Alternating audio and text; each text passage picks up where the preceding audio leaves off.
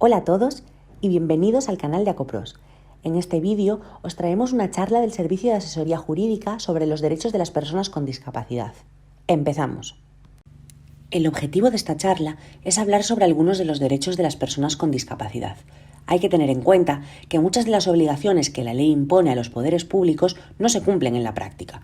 Por eso, también hablaremos de las opciones que tienen los ciudadanos para exigir su cumplimiento.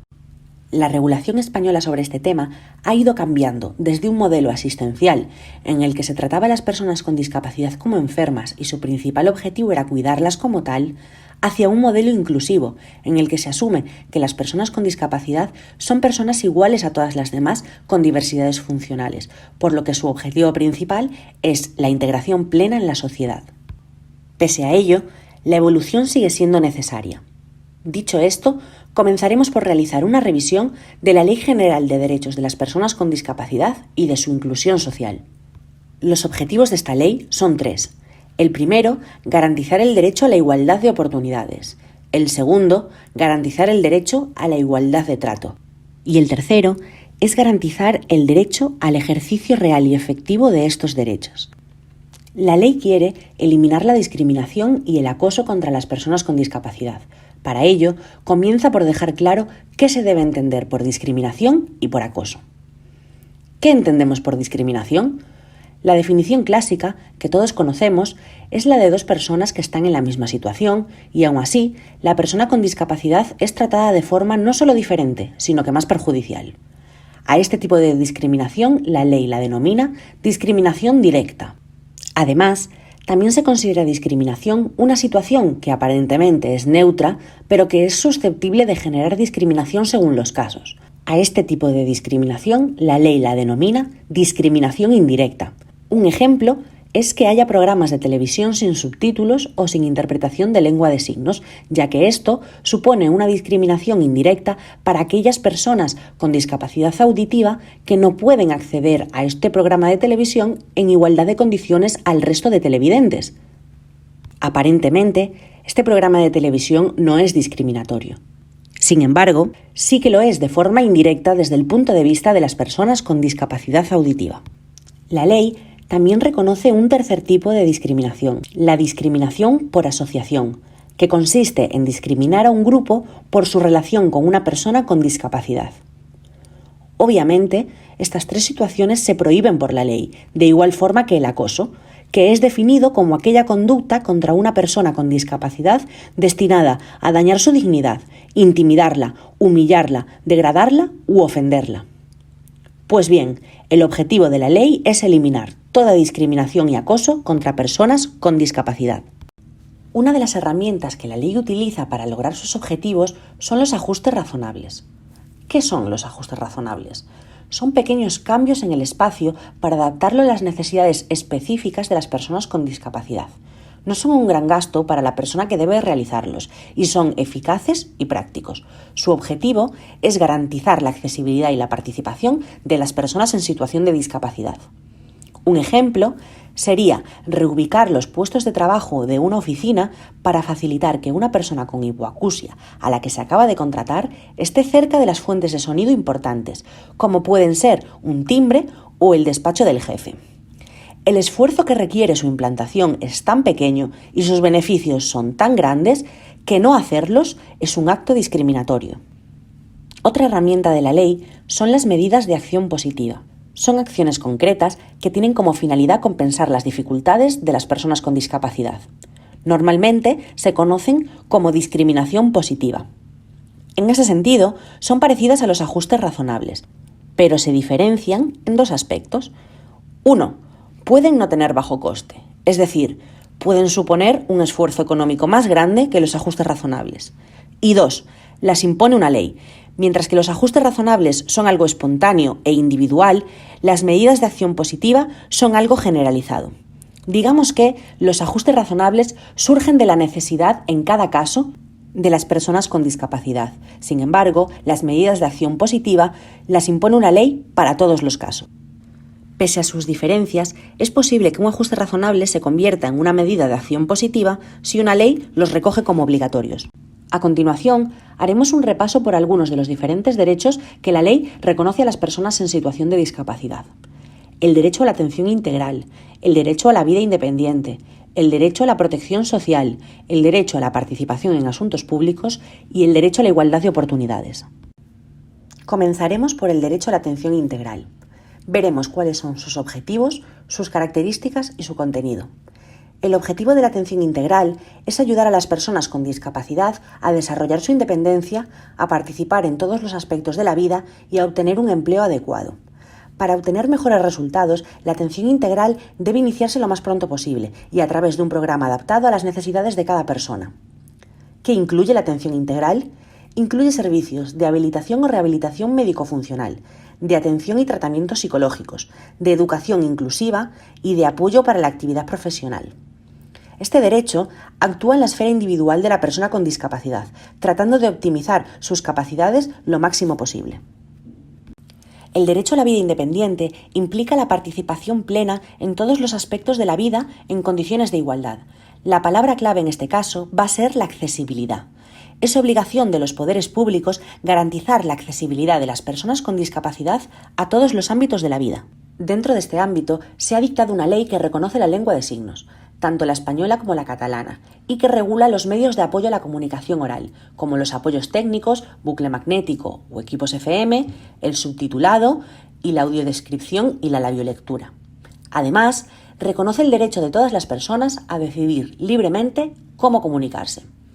En resumen, esta ley reconoce el derecho de las personas con discapacidad auditiva al acceso a servicios de intérprete de lengua de signos y a medios de apoyo a la comunicación oral en diferentes ámbitos, como pueden ser los centros educativos, los servicios sanitarios, la cultura, el ocio y el deporte, los transportes, las relaciones con las administraciones públicas, la participación política y los medios de comunicación social.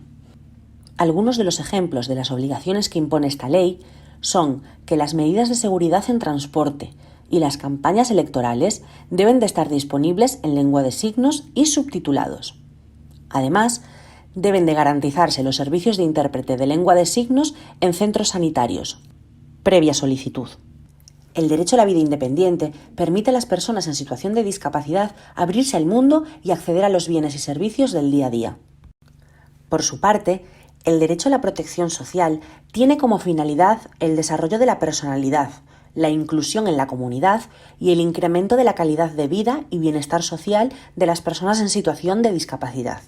Este servicio lo prestarán tanto las administraciones públicas como las entidades sin ánimo de lucro. ¿Qué clases de servicios sociales prevé la ley?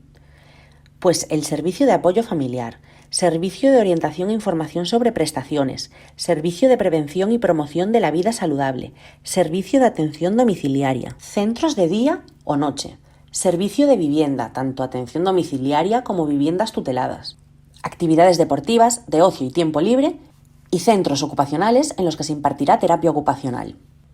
El derecho a la protección social ayuda a las personas en situación de discapacidad a conectar con las personas de su entorno. El derecho de participación en asuntos públicos garantiza la igualdad de condiciones respecto a los procesos electorales y a la participación política. En este marco, la ley crea la OADIS, la Oficina de Atención a la Discapacidad. Su misión es promover la igualdad, la no discriminación y la accesibilidad universal. La OADIS recibe y analiza quejas, consultas y denuncias por discriminación y cada año elabora un informe anual que recopila los expedientes tramitados. En el año 2018 se tramitaron 360 consultas, 403 quejas y 7 denuncias. A partir de la información que reciben los ciudadanos y entidades representativas de personas con discapacidad, tratan de solucionarlas con las empresas u organismos responsables o proponen al Consejo Nacional de la Discapacidad que adopte medidas para eliminar las situaciones de discriminación más graves o generalizadas. Algunas de las quejas y denuncias recogidas en este informe son que la radio de las páginas web no está subtitulada, que las redes sociales no están disponibles en lengua de signos, que en la televisión no se puede poner la opción de subtítulos con carácter general, sino que hay que activarlo cada vez que se cambia de canal. La mala calidad o la falta de sincronización de subtítulos en canales de televisión, que el 112 no es accesible en algunas comunidades, como por ejemplo Asturias, la solicitud de instalación de bucles magnéticos en espacios municipales o que las multas en los ayuntamientos solo se pueden anular por teléfono. La UADIS traslada a los responsables de estas incidencias la situación comunicada por los ciudadanos, solicitando explicaciones o medidas de solución. En el informe también se hace referencia a las diferentes soluciones a las que se llega en cada caso. La ley trata el derecho a la igualdad de oportunidades desde el punto de vista de su violación, es decir, desde el punto de vista de su incumplimiento. Entonces, ¿cómo se viola o cómo se incumple este derecho? Con actos discriminatorios, ya sea mediante discriminación directa, indirecta o por asociación, con acoso, con el incumplimiento de medidas de acción positivas impuestas por la ley y con el incumplimiento de exigencias de accesibilidad o de realizar ajustes razonables. ¿Cómo podemos saber si un ajuste es razonable? Pues tendremos que atender a diferentes criterios, como son el coste de la medida, el efecto discriminatorio de su no adopción, la estructura y las características del obligado a ponerlas en marcha, es decir, no es lo mismo si es una gran empresa que una pequeña empresa, y la posibilidad de obtener ayudas públicas para pagar los costes. Con la intención de asegurar el cumplimiento de la ley y de evitar que todos estos derechos se queden simplemente en palabras y pasen al campo de las acciones, la ley incluye un régimen sancionador, en el que se establecen una serie de incumplimientos que llevan aparejadas unas sanciones. Se distinguen entre leves, graves y muy graves. Veremos ahora un ejemplo de cada una de estas infracciones y de las sanciones que llevan aparejadas. En primer lugar, respecto a infracciones leves, un ejemplo sería obstaculizar la acción de servicios de inspección, que puede suponer una sanción entre 301 euros hasta 30.000 euros. Una infracción grave sería el incumplimiento de exigencias de accesibilidad y la negativa a realizar un ajuste razonable. Esto supondría una sanción de entre 30.001 euros a 90.000 euros. El acoso por motivos de discapacidad es una infracción muy grave, y la sanción puede ir desde los 90.001 euros a 1.000.000 de euros. Es importante tener en cuenta que el régimen sancionador puede variar de una comunidad autónoma a otra. El que hemos visto hace referencia a la Comunidad Autónoma de Galicia, pero cada una regula su propio régimen. Además, existe otro régimen común a nivel nacional que es para aquellos incumplimientos que tienen repercusión en todo el Estado o en más de una comunidad autónoma. Para terminar, haremos un breve repaso por 4 de las distintas formas de actuar ante un acto discriminatorio. Es una referencia orientativa, pues la forma de actuar siempre debe decidirse caso por caso. En primer lugar, podemos poner una denuncia por infracción del Real Decreto Legislativo 1/2013, es decir, denunciar uno de los incumplimientos que acabamos de ver. Esta denuncia se interpondrá ante un órgano administrativo y lo que podremos obtener es una sanción económica para el responsable. Otra opción es presentar una queja ante organismos especializados como la UADIS, que vimos antes, o como el CERMI, que funciona de una forma muy similar a la de la UADIS. ¿Qué vamos a obtener con estas quejas? La visibilización de nuestra situación y asesoramiento, además de ayuda para iniciar otras vías, si es que es el caso. También podemos poner una demanda en los juzgados civiles, administrativos o laborales. Importante es, en este caso, tener en cuenta que será necesario que se haya producido una violación de nuestros derechos fundamentales, en este caso, el derecho a la igualdad y no discriminación. ¿Qué podemos obtener en caso de estimación de nuestra demanda? La declaración y reparación de la violación de nuestro derecho, es decir, que un juez reconozca que se nos ha discriminado y que obliga al culpable a remediar dicha discriminación. Dicho entre comillas, deshacer la discriminación. Además, podremos obtener una indemnización económica por los daños y perjuicios sufridos. Por último, la opción con consecuencias más graves, que solo podrá ejercitarse en los casos más graves, que es la denuncia o querella ante los juzgados penales, siempre que estemos hablando de una conducta constitutiva de delito. Algunos de los delitos relacionados con este tema serían la discriminación grave unida a la no reparación del daño causado cuando la Administración así lo ha exigido previamente, la lesión de la dignidad de las personas con discapacidad, la incitación al odio por discapacidad y alabar o justificar delitos cometidos por discriminación. Además, es importante tener en cuenta que cometer un delito por motivo de discriminación por discapacidad es siempre una circunstancia agravante. ¿Qué podemos obtener por esta vía? Pues una condena al responsable y una indemnización económica a la víctima por los daños y perjuicios. Esto ha sido todo en la charla sobre derechos de las personas con discapacidad. Quedamos a vuestra disposición a través de los canales habituales de la asociación para resolver dudas sobre este tema o sobre cualquier otro. Muchas gracias por vuestra atención y un saludo.